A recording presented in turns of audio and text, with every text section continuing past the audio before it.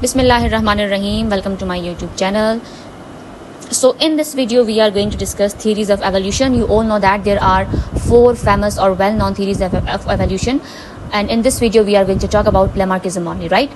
So Lamarckism evolution की एक well-known, एक बहुत ही famous theory है, और ये जो है proposed की थी ये theory जीन बैप्टिस्ट लेमार्क ने 1809 में। जो डार्विनिज्म है या डार्विन की जो एवोल्यूशन की थीरीज है वो 1859 में आई थी, राइट, जो कि नेचुरल सिलेक्शन पर बेस्ड है। सो हम कह सकते हैं कि लेमार्क जो कि एक फ्रेंच बायोलॉजिस्ट थे, एवोल्यूशनिस्ट थे, जो कि एक नेचुरलिस्ट थे, उन्होंने अपना काम डार्विन से लगभग 50 या 55 साल पहले जो है वो पेश किया था। उन्होंने अपनी थीरी ऑफ एवोल्यूशन एक बुक में प्रपोज की थी या प्रेजेंट की थी, जिसका नाम आपको यहाँ पे नज़र आ रहा है students, that is philosophy zoologic, right, 50 years before Darwin. एक कॉम्प्रिहेंसिव किस्म की थ्योरी उन्होंने प्रेजेंट की थी। इससे पहले कि हम डिस्कस करें कि लेमार्किज्म क्या है या लेमार्किज्म की थ्योरी जो है या लेमार्क की थ्योरी वो रिजेक्ट क्यों हुई, फर्स्ट ऑफ ऑल हम डिस्कस करते हैं कि एवोल्यूशन क्या है। तो किसी भी स्पीशी में नस्ल दर नस्ल जो तब्दीलियाँ रोनुमा होती है, सक्सेसिव जनरेशन्स में जो चेंजेस आती है, राइट, यहाँ तक कि एक नई स्पीशी बन जाए या नए ट्रेड्स उसमें आ जाए, तो उसको क्या कहते हैं, एवोल्यूशन कहते हैं। एवोल्यूशन पर बहुत से साइंटिस्ट ने काम किया है। जो वेल नॉन थ्योरी हमारे पास एवोल्यूशन की है वो लेमार्किज्म है और डार्विनिज्म है, लेकिन आज हम लेमार्किज्म को डिस्कस करते हैं। लेमार्क की जो थ्योरी है वो स्टूडेंट्स बेसिकली उसका एक सिंपल सा और एक मेन कोर आइडिया है, राइट। वो आइडिया क्या है? Organisms change their body during their life time in response to their environment and habitat. Lamarck proposed that these body changes acquired through use or disuse or effort could then be passed directly to offsprings, gradually transforming a species over a generation. Students, Lamarck की theory में 2 basic ideas हैं जो कि उसकी theory की पहचान है। सबसे पहले जो आइडिया है वो ये है कि use and disuse of organ. According to him, जो ऑर्गन बॉडी में ज़्यादा यूज़ होगा, रिपीटेडली और कॉन्टीन्यूसली यूज़ होगा किसी भी ऑर्गेनिज्म की बॉडी में, किसी भी जानदार की बॉडी में, तो वो जो है स्ट्रॉन्गर होगा और उसकी डेवलपमेंट अच्छी होगी, वो ज़्यादा स्ट्रॉन्ग होगा, राइट, ज़्यादा प्रोमिनेंट शेप में आएगा अभी आने वाली नस्लों में भी, राइट, और उस ऑर्गेनिज्म में भी। और जो ऑर्गन ऐसा हो जिसको वो ऑर्गेनिज्म इस्तेमाल ना करे किसी भी वजह की बुनियाद पे, कोई भी रीजंस हो, तो वक्त के साथ साथ वो ऑर्गन जो है वो पहले कमज़ोर होता चला जाएगा और आहिस्ता आहिस्ता वो ऑर्गन उस जानदार से मुकम्मल तौर पर गायब हो जाएगा। सो उसका first idea use and disuse of organ पे था। सेकंड जो उसका आइडिया था that was inheritance of acquired characteristics या कैरेक्टर्स, जिसमें जो है law of inheritance of acquired characteristics, जिसमें बुनियादी तौर पर ये बात डिस्कस है या जिसका आप कह सकते हैं कि उसका निचोड़ ये है कि ऑर्गेनिज्म ने अपने लाइफ टाइम के दौरान या किसी इंडिविजुअल ने अपने लाइफ टाइम के दौरान जो फिजिकल चेंजेस जो हैं वो गेन किए हैं, तो वो चेंजेस वो डायरेक्टली क्या करेंगे, अपने ऑफस्प्रिंग को भी ट्रांसफ़र करेंगे, right. So law of use and disuse में क्या है कि body parts that are use repeatedly become larger, stronger and more develop over an organism life time, right, and those parts that go unused they become weaken and gradually shrink. और law of inheritance of acquired characteristics में ये है कि physical changes that gain during an individual lifetime through use or injury or environmental pressure they are passed directly to its offspring. Students, अब इन दोनों जो 2 laws हैं या जो कोर आइडियाज़ हैं, इसको हम एग्जांपल्स के ज़रिए से क्या करते हैं, जस्टिफाई करते हैं, क्लियर करते हैं, जिससे लेमार्किज्म की पूरी थ्योरी आपके सामने क्लियर हो जाएगी। So students, first of all क्या है, हमारे पास जो वेल नोन एग्जांपल है और जो बहुत कॉमन भी है वो जिराफ के लॉन्ग नेक्स हैं।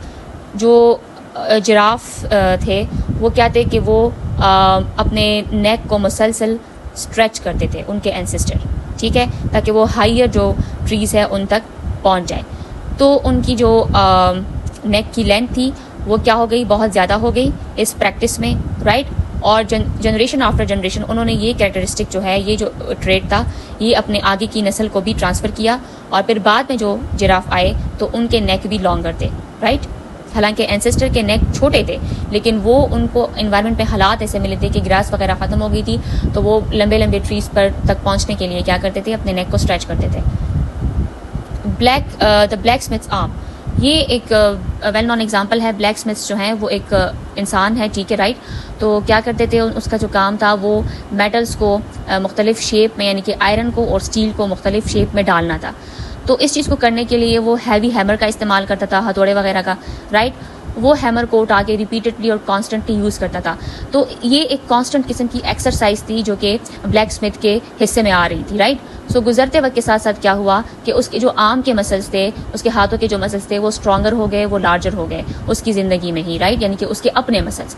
लेकिन लेमार्क कहता है कि अब ये जो स्ट्रॉन्गर मसल्स और लार्जर मसल्स का फीचर जो कि ब्लैक स्मिथ में आया हैवी हैमर के रिपीटेडली यूज़ की वजह से या कॉन्स्टेंट एक्सरसाइज की वजह से, ये वो अपने ऑफस्प्रिंग को भी पास करेगा, जो कि गलत है, जिसको हम आगे प्रूफ करेंगे कि कैसे ये रॉन्ग है, राइट। स्टूडेंट्स, जो नेक्स्ट एग्जांपल है वो लिम्बलेस स्नैक्स की है। कहते हैं कि पहले जो एंसेस्ट्रल स्नैक थे उनके पास क्या थे, लेग्स थे, राइट। लेकिन उन्होंने जब मूवमेंट शुरू की, कैसी मूवमेंट, कहाँ पे मूवमेंट, यानी कि वो क्या थे कि रॉक्स के क्रीवाइसेस में छुपते थे, उनकी दरारों में, शगाफों में, वो बरोज में छुपते थे, ग्रास में छुपते थे। तो इस प्रैक्टिस में क्या हुआ कि उनकी जो लेग्स थी वो कम से कम इस्तेमाल में आ गई। तो उनके लेग्स डिसयूज़ ऑफ लेग्स हुआ उनका। फिर आहिस्ता आहिस्ता उनके लेग्स स्मॉलर हो गए, फिर वीकर हो गए।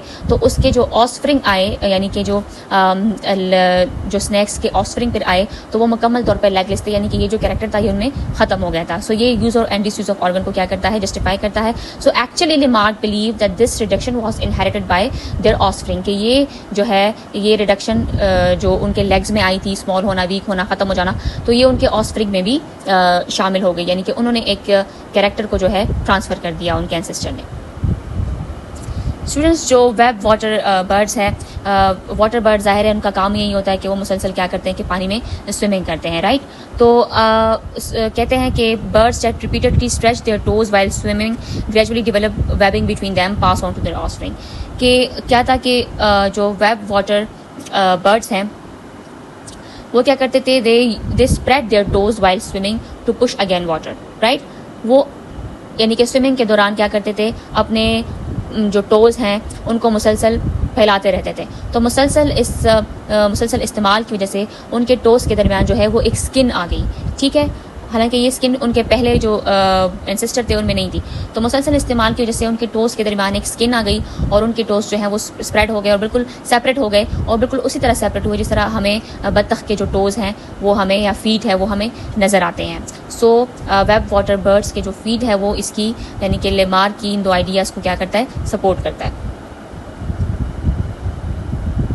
तो स्टूडेंट्स, आज की वीडियो में इतना ही काफ़ी था वीडियो लेक्चर में कि लेमार्क ने 2 laws of use and disuse of organ दिया है और law of inheritance of acquired characteristics, right.